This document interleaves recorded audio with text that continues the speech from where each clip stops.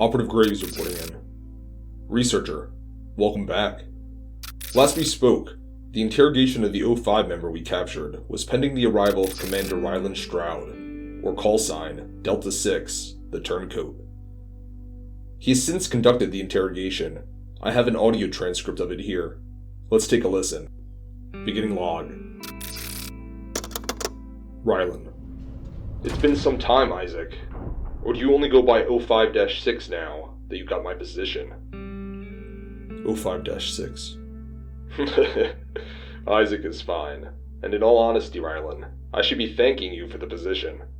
Working underneath you all those years, even way back when you were department head and I was just a lowly researcher, those years taught me the right steps to take and the wrong ones to avoid, like betraying humanity. Ryland. I didn't betray humanity, Isaac. I betrayed the Foundation. 05-6.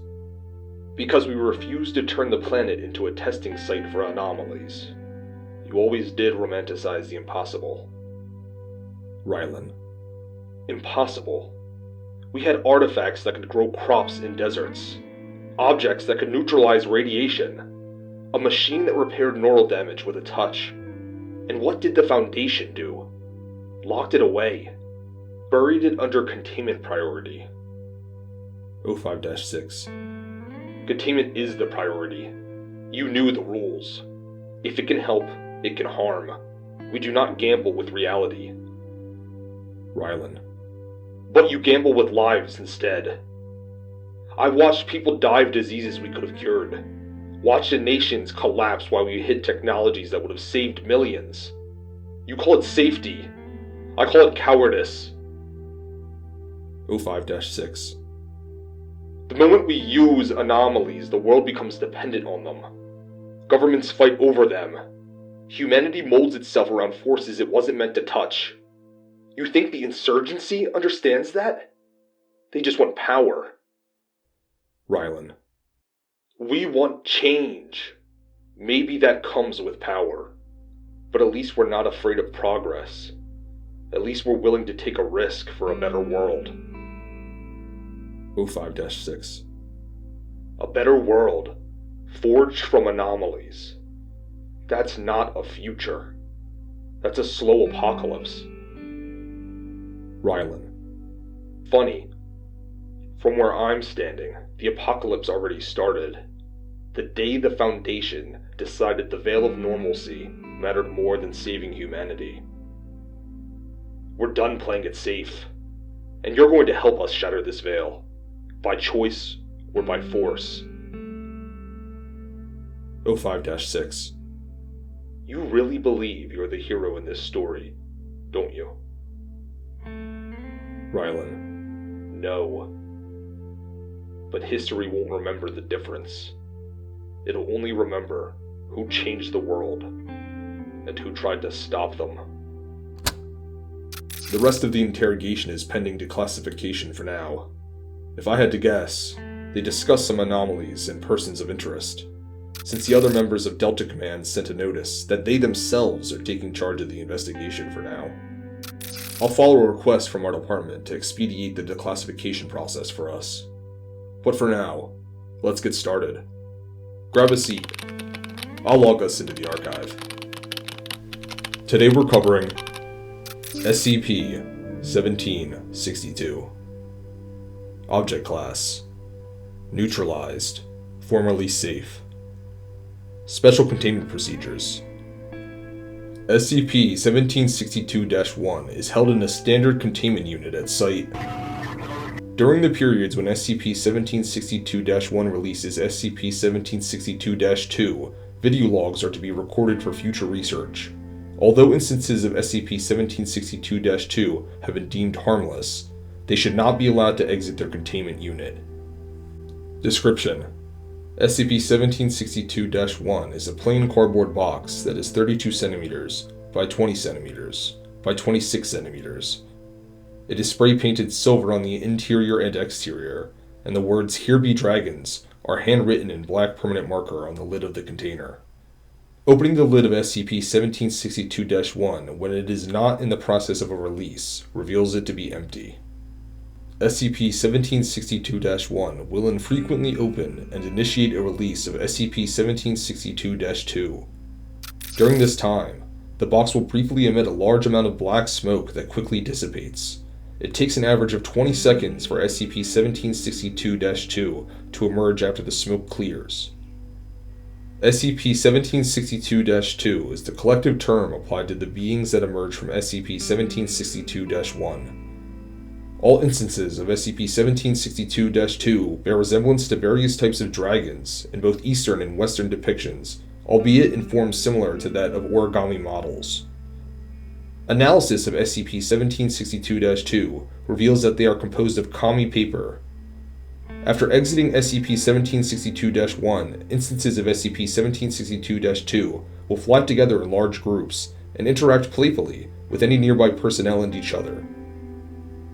SCP-1762-2 vary in length from 9 to 30 centimeters. All are capable of sustained flight once they exit SCP-1762-1, and have been recorded attaining speeds of 15 km an hour. The number of SCP-1762-2 varies with each opening of SCP-1762-1, with numbers ranging from 50 to over 400. After approximately 2 to 3 hours of time spent outside of SCP-1762-1, all instances of SCP-1762-2 return and fly back into SCP-1762-1. During this time, SCP-1762-1 will once again begin emitting smoke, and instances of SCP-1762-2 will vanish after passing the rim of SCP-1762-1. SCP-1762-1 closes once all SCP-1762-2 have returned to it. The next date of release is inconsistent. A message written or carved into a varying material will sometimes materialize on top of SCP-1762-1's lid once the box retrieves all instances of SCP-1762-2. Attempts to send a message or recording device back with SCP-1762-2 have provided negative results. These documents and their appropriate dates of appearance are being compiled and recorded.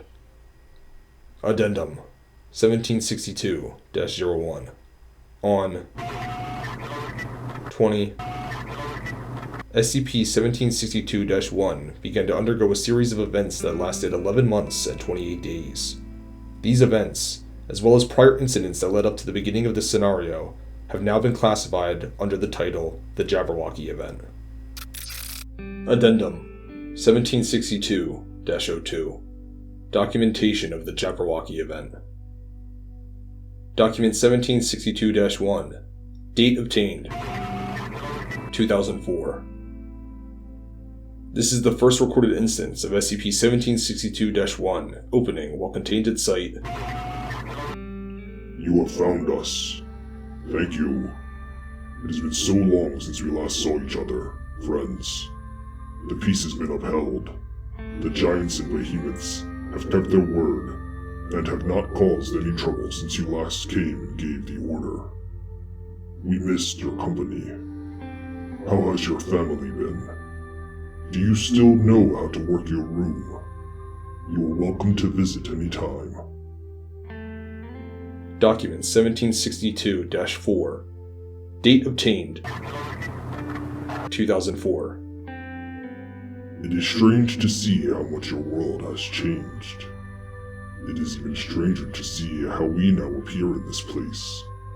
In fantasy, we are much bigger. Or maybe you've grown taller. Fantasy is still the same. We hope you can visit us like you used to. Though our room is as grand as ever, it appears yours has shrunken. We do not understand.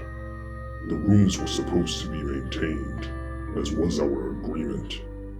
Please restore the belief.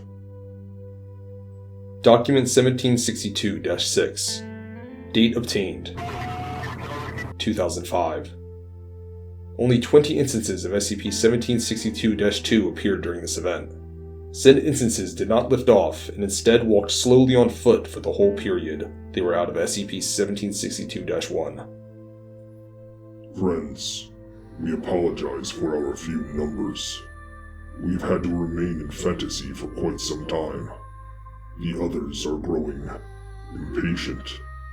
We're trying to keep the peace, but please, for all our happiness, repair the room quickly. We know you are trying. Your family is the most imaginative of us all.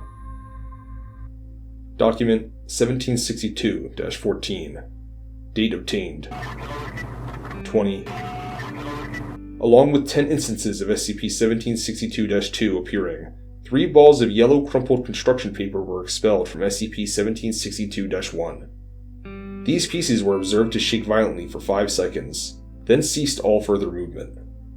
They were picked up by SCP-1762-2 and returned to SCP-1762-1.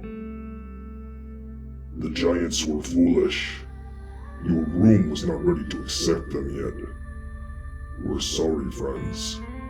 We hope that we can still see you, but time is growing short for our happiness. Document 1762-15. Date obtained. 20. 5 instances of SCP-1762-2 emerged, carrying said document. They immediately returned to SCP-1762-1 after depositing it on the floor. Tensions are rising. Fantasy is becoming darker. We, the serpents and the hybrids, are furiously trying to hold them back, but the giants and elves wish to strike and make an entrance. They say that your family has grown stupid and ignorant. We hope this is untrue. It would sadden us all greatly to know that you have forgotten.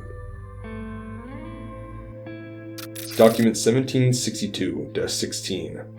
Date obtained. 20. A single, red instance of SCP-1762-2 emerged from SCP-1762-1. Its wings were torn, and it was noticeably crumpled. It collapsed onto the floor 1 minute later, and did not move again. Upon its expiration, the body of SCP-1762-2 rapidly unfolded and revealed a message written on the white side of the paper. War. Goodbye, friends. 2 hours later, SCP-1762-1 opened and emitted flames that reached 2 meters in height and temperatures of 1700 degrees Celsius. Sounds of distant roaring were heard from within SCP-1762-1. At 2000 hours, a large amount of torn paper pieces and paper balls were ejected from SCP-1762-1. Several damaged SCP-1762-2 were also expelled and were deemed deceased upon examination. SCP-1762-1 continued to sporadically open and close for the next 6 weeks. During this time, it continued to emit fire as the amount of paper discharged from it steadily decreased. Matter resembling muscle and tissue were continuously expelled from SCP-1762-1 at increasing frequency. SCP-1762-1 remained closed and inactive for the next 7 months. Document 1762-17. Date obtained. 20. This document was discovered lying inside the interior of SCP-1762-1. It was written on parchment, and many of the words had been blurred or stained with blood. Are you still there, friends? We miss you dearly. Fantasy is no longer safe. Our haven, your beautiful creation, is gone. The giants are dead. The centaurs are dead. The birds have fled. We're going to bury your room. We cannot risk hurting you. This is our goodbye. Maybe one day, your family can build another room.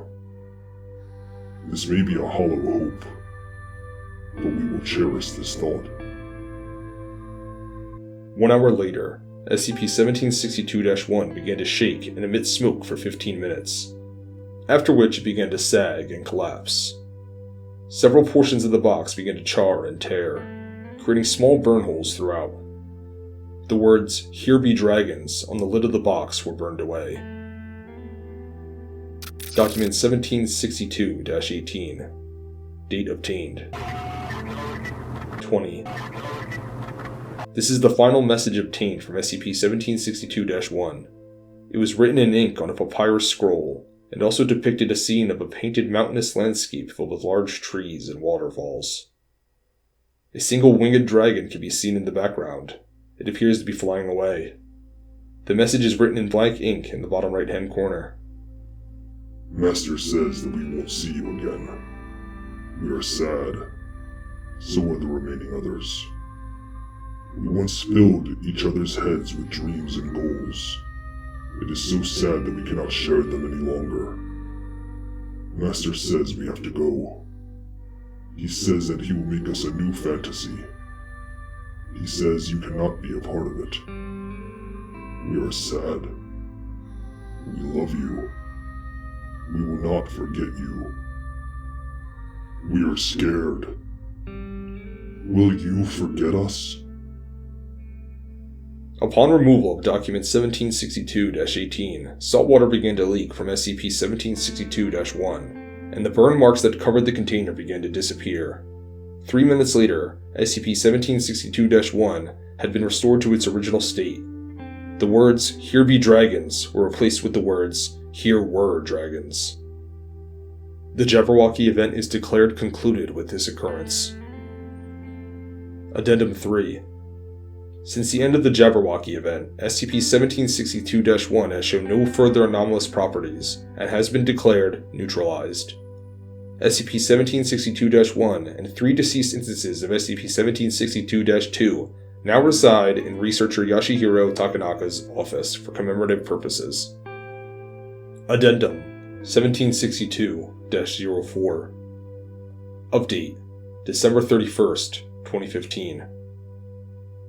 After nearly 8 years of inactivity, researcher Takanaka reported SCP-1762-1 began emitting purple smoke and spontaneously opened at 2300 hours, falling to the floor. It dislodged a single chunk of crystal, later identified as amethyst, and a large leather-bound book. The contents of this book appear to detail various species that once lived within the world of SCP-1762-2, though from what the author has written, all organisms mentioned are likely extinct. This book is now classified as 1762-BOL-1. The amethyst crystal had the following words carved into it: "One last time." After falling, SCP-1762-1 continuously emitted smoke for the next 40 minutes, before ceasing all activity. Upon trying to pick up SCP-1762-1, Takanaka reported that the box proceeded to disintegrate upon touching it. Its remains are now kept in a containment capsule in his office. God damn it. What a wonderful little anomaly that the Foundation just had to lock away, and like everything they touch, they ruined it. I'll send this file around to other departments. It's a good example of how cold and emotionless the Foundation is, even with a whimsical fucking box.